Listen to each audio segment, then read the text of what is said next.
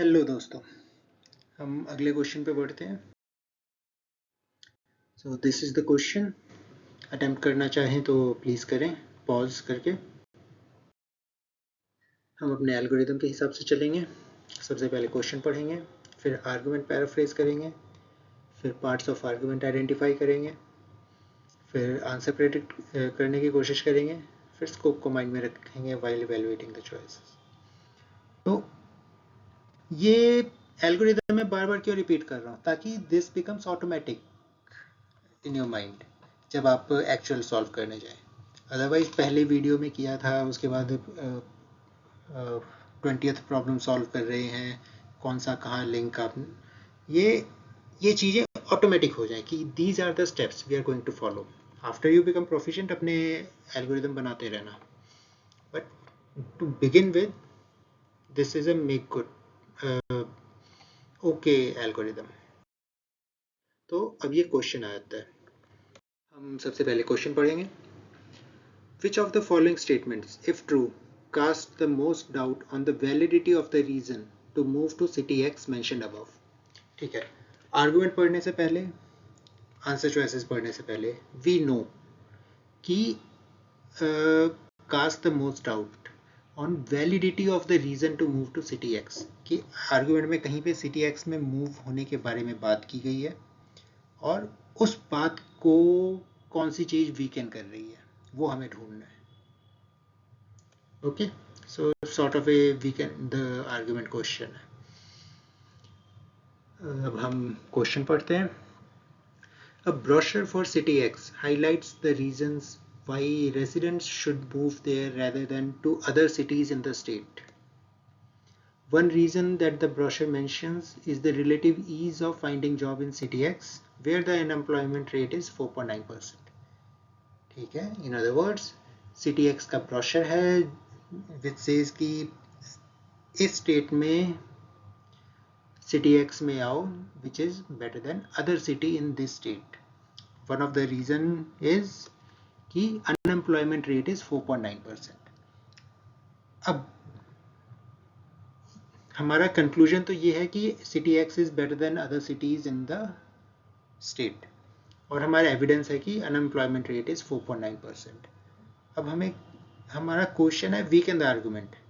तो answer choices में कुछ भी लिखा हो विच implies that 4.9% unemployment rate is not a great thing,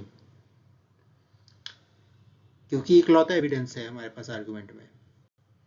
तो हमारे आंसर चॉइसेस में कुछ भी लिखा हो जो इससे निगेट करे या इसके अगेंस्ट बोले, तो that will become our answer choice. Okay, तो अब आंसर चॉइसेस पढ़ते हैं। Most of the jobs in City X are hourly rather than salary jobs. Doesn't matter, यहाँ पे just unemployment rate की बात हो रही है, तो not the answer we are looking for. B. The state where City X is located has an average unemployment rate of 2.5%.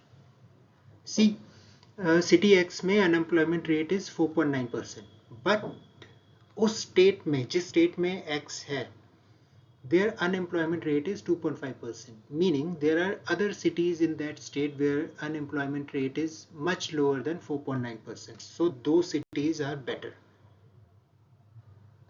That will cast doubt on validity of this reason, क्योंकि हमारे पास argument में इकलौता reason है, तो हमें इकलौते reason को negate करना है। सो बी इज आवर आंसर। बाकी ऑप्शंस भी पढ़ लेते हैं। Other reasons to move to City X include the school system and easy access to recreational activities. Out of scope हमारे argument में इस टाइप का कुछ भी mention नहीं है और हमें इसी को negate करना है, so out of scope. D. The national unemployment rate calculated during the last census is 4.0.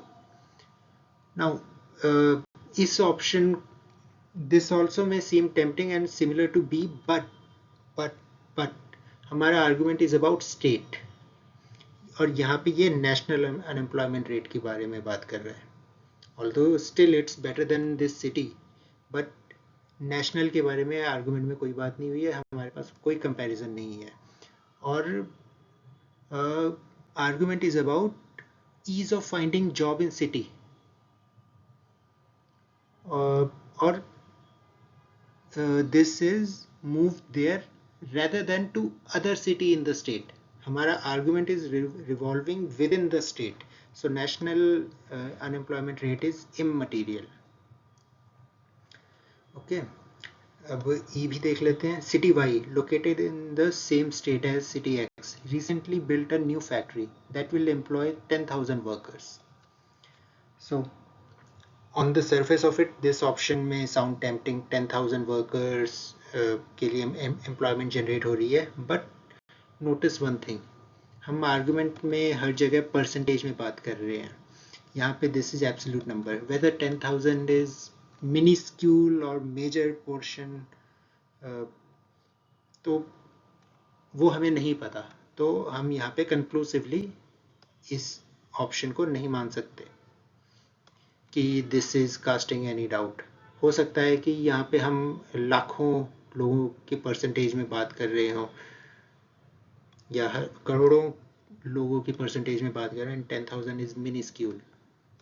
सो हमें आंसर मिल गया था, which was the state where city X is located has an average unemployment rate of 2.5%.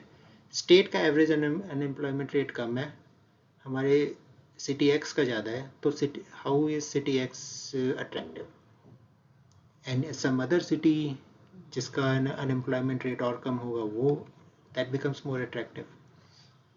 So B is the right answer.